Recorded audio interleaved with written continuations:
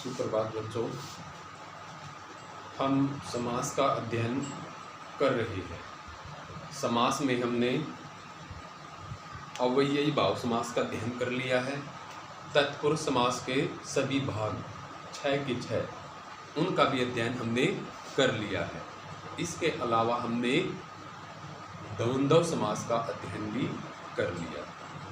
अगर किसी विद्यार्थी को इन तीनों समास में कोई भी समास कोई शब्द समझ में नहीं आया तो वो पूछ सकते हैं। आज हम समास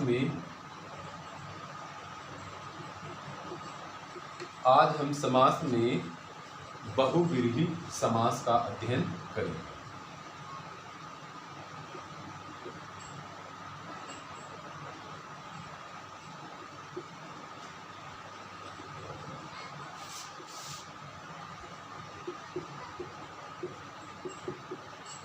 आज हम समास में बहुव्रीहि समास का अध्ययन करेंगे। बहुव्रीहि समास, इसमें न तो पहला पद यानी कि पूर्व पद और न ही उत्तर पद यानी कि दूसरा पद, कोई भी पद प्रधान नहीं होता, बल्कि किसी तीसरे शब्द या तीसरे पर्सन की ओर संकेत किया जाता है। ठीक है, तो इसकी परिभाषा रहेगी, इस समास में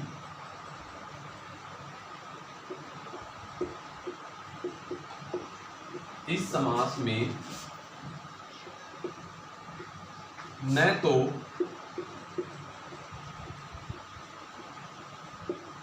पूर्व पद यानी कि पहला और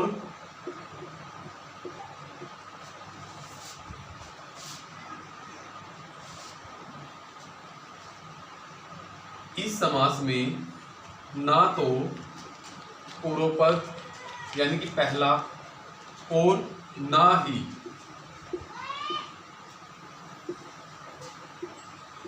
उत्तर पद यानी कि दूसरा पद। इस समास में ना तो पूर्व पद यानी कि पहला पद और ना ही उत्तर पद यानी कि दूसरा पद प्रधान होता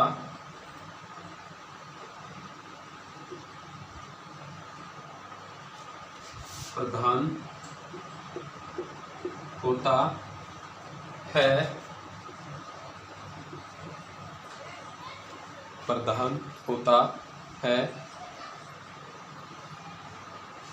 तथा इस समास में ना तो पूर्व पद यानी कि पहला पद और ना ही उत्तर पद दूसरा प्रधान होता है, बल्कि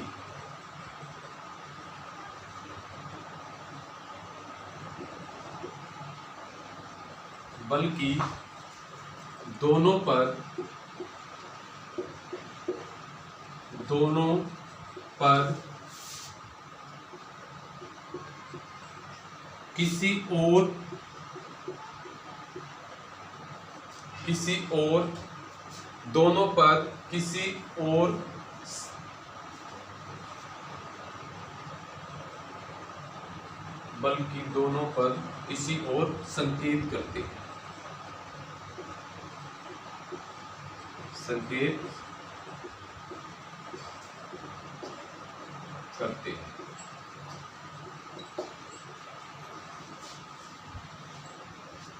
ये कहता है बहुव्रीहि समास में इसमें कोई भी पद, दोनों पद, ना तो पहला पद और ना ही उत्तर पद, कोई भी प्रधान नहीं होता, बल्कि किसी तीसरे व्यक्ति की ओर, तीसरे पर्सन की ओर संकेत किया जाता है, वो बहुव्रीहि समास होता है। जैसे 10 आनंद, 10 है मुख जिसके, 10 है आनंद जिसके, अर्थात कौन? तीसरे व्यक्ति की ओर। हमें ये पता चला कि 10 मुख वाला कौन था? जिसके 10 मुख थे, राम था। तो तीसरे व्यक्ति की तरफ संकेत किया है 10 आनंद में। वो कैसे पता चला हमें? उसका समास विग्रह करके। ठीक है, तो यही इसमें कहता है। एक उदाहरण देखेंगे इसका।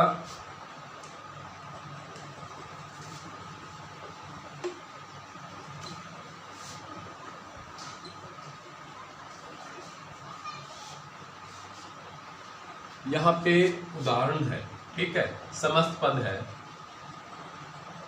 वहां पे उसी लाइन में लिख देंगे जैसे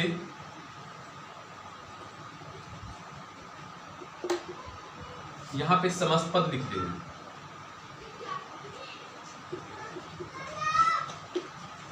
समस्त पद समास विग्रह,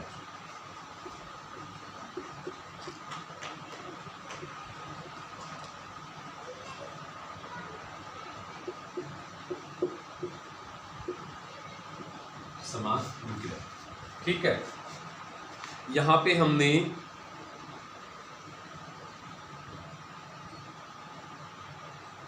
एक समास लेंगे हम यहां पे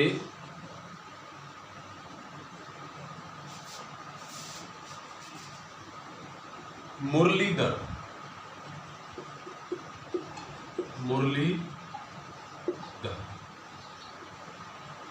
ठीक है। ये हमसे ये पूछा जाएगा पेपर में, समस्त पद दिया जाएगा, समास दे दिया जाएगा और आपसे पूछ लिया जाएगा निम्न समास का विग्रह करके समास का नाम लिखिए, ठीक है। तो मुरलीधर, इसमें ना तो पहला पद मुरली और धर, ना दूसरा पद, कोई भी प्रधान नहीं है दोनों पदों में से, बल्कि दोनों पद किसी तीसरे व्यक्ति की ओर संकेत कर रहे हैं, तीसरे बिंदु की ओर संकेत किया है कि मुरलीधर यानी कि मुरली को धारण करने वाला तो श्री कृष्ण है, श्री कृष्ण है, ठीक है। तो यही इसमें बहुब्रीहि समास की यही पहचान है, दोनों पद प्रधान नहीं होते, तीसरे बिंदु की तरफ संकेत किया जाता है, ठीक है। तो समास विग्रह हो जाएगा इसका मुरली को धारण करता है जो,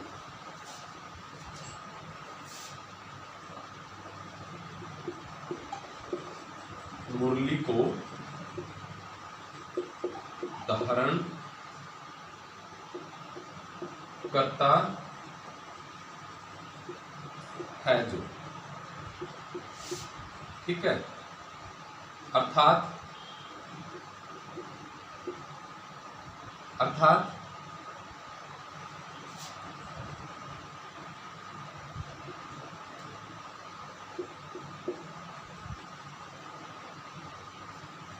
अर्थात यानी कि तीसरा बिंदु कौन निकल गया, श्री कृष्ण,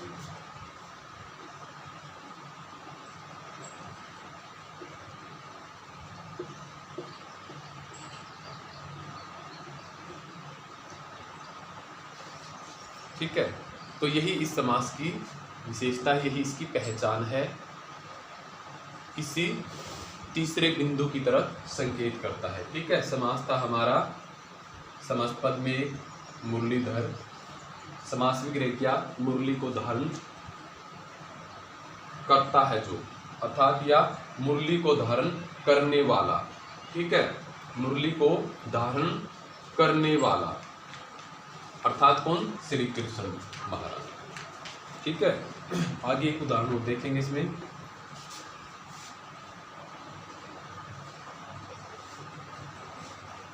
और उदाहरण है इसमें गिरिधर,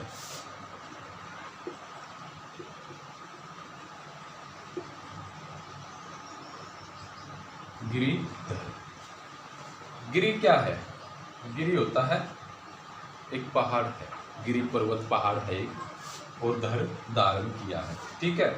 पहला पद, दूसरा पद, पूर्व पद, उत्तर पद, ठीक है। श्री कृष्ण महाराज ने गिरिधर यानी कि गिरि पर्वत है उसको अपनी उंगली पे उठाया था, ठीक है। और नंद गांव के निवासी थे जो, उनको बारिश हो रही थी, वर्षा हो रही थी बहुत तेज, तो उसने उनको बचाने के लिए वहां पर गिरि पर्वत को अपनी उंगली पे उठा लिया था। हम फोटो में, चित्र में देखते भी हैं, ठीक है। तो गिरिधर, इसका अगर हम समास विग्रह करेंगे,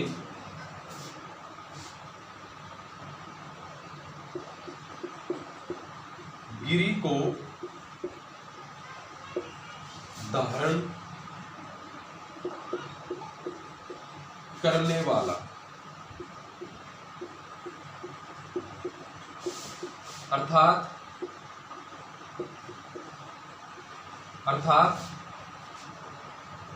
श्री कृष्ण,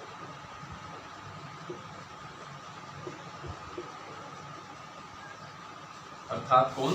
श्री कृष्ण। ठीक है, यही बहुव्रीहि समास है। तीसरे बिंदु की तरफ संकेत करना। ठीक है, आगे एक उदाहरण देखते हैं।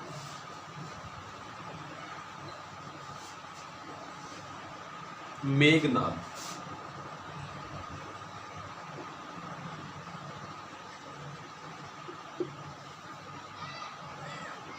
ठीक है, मेघनाद। मेघ होता है, इसका पहला पद तो है मेघ। ठीक है, पहला पद तो है इसमें मेघ और दूसरा पद है इसमें नाद। मेघ क्या होते हैं? बादल।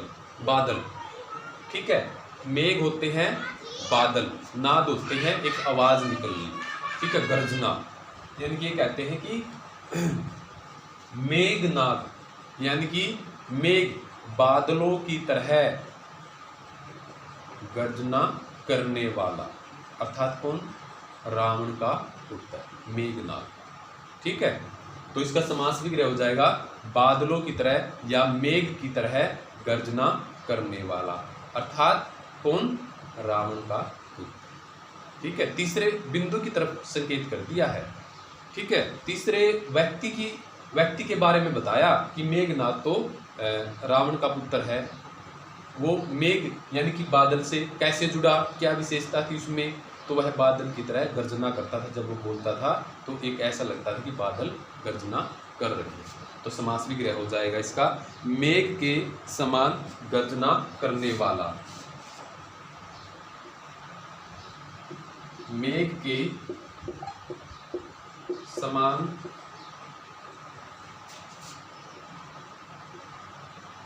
गर्जना, यानी कि गर्जना यानी कि तेज आवाज निकालना, जैसे बिजली कड़कती है। ठीक है, बादलों की आवाज आती है। मेघ के समान गर्जना करने वाला,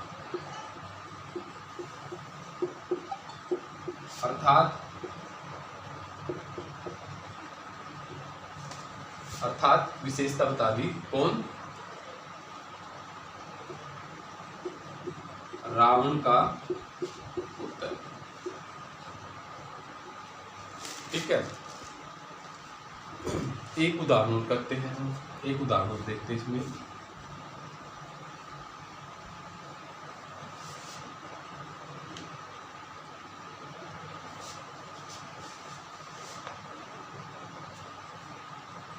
अंशुमाली,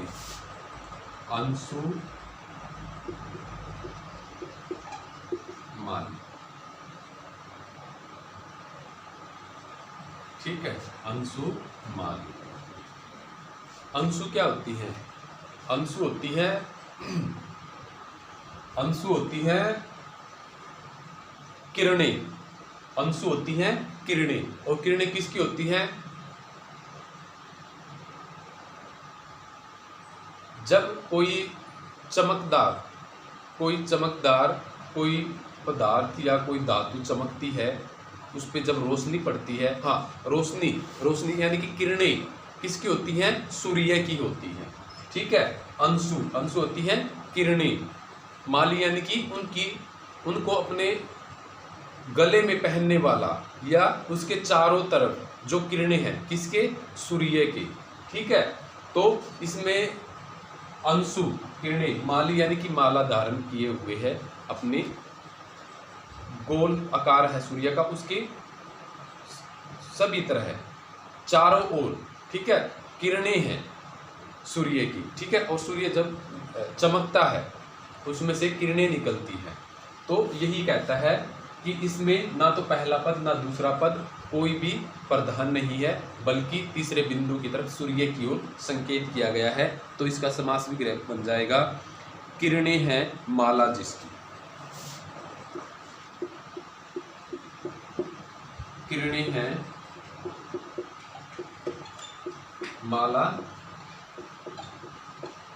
जिसकी, अर्थात अर्थात सूर्य, अर्थात सूर्य।